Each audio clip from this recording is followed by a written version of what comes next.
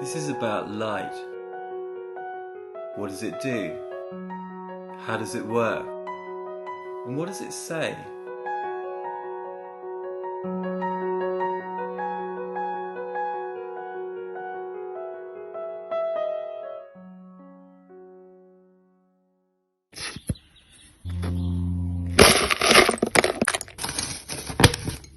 A great way of understanding light or anything visual is through drawing.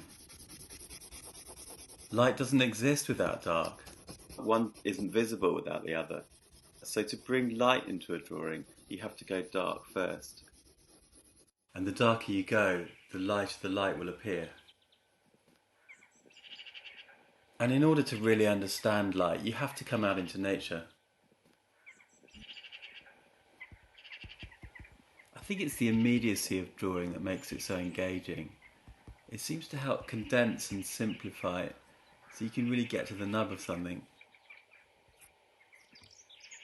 I'm trying to work out how contrast between light and dark can bring clarity and definition to some of these shapes.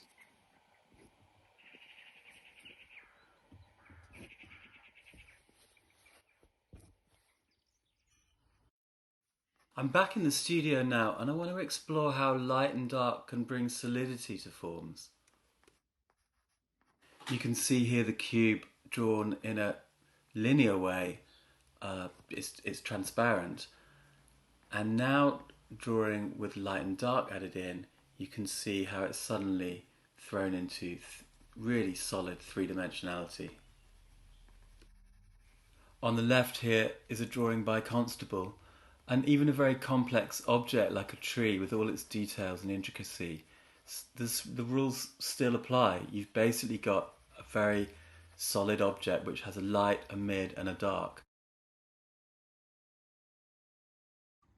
I'm going to try and apply this to my charcoal drawing now. At the moment it looks quite flat, but if I start to remove the darks, allowing for the midtones and lights to come in here, hopefully the trees will start to appear to have volume.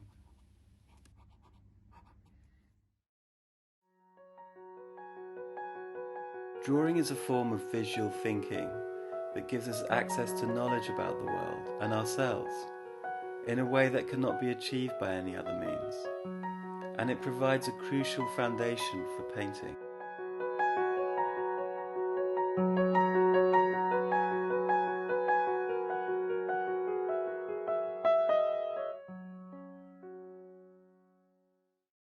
And the only way to truly understand this is by having a go and actually doing it yourself. You start to realise the enormous gulf between the physical act of painting in contrast to whatever we think it is or thought it was intellectually. Paintings are physical objects. What is it made of? How was it made? What does it say?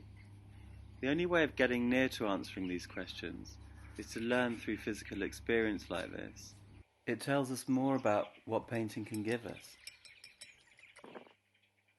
Isolating the light to one small area like this is one way of creating a sense of brightness. The less light we see, the more compelling it becomes. The way the light's shimmering now and diffusing through the leaves. The eye enters an image at the point of highest tonal contrast, and so this idea can be used to control how the viewer's eye travels across the painting, drawing the eye to a particular focal point like this. Rembrandt emphasized light in his paintings by thickening the paint, and you get tiny dots of light kind of flashing across the raised surface.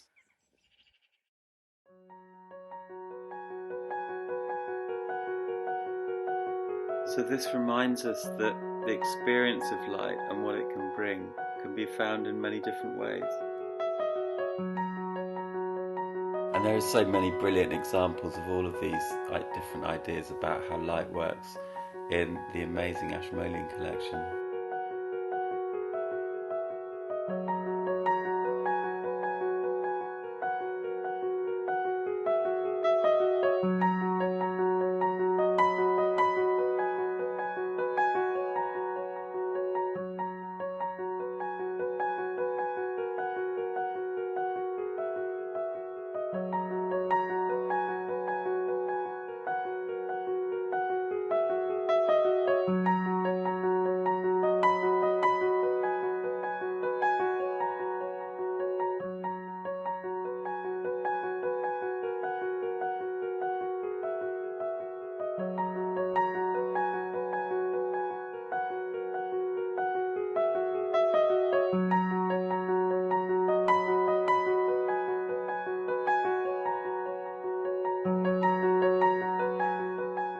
hope my presentation might encourage you to have a go and explore painting for yourselves.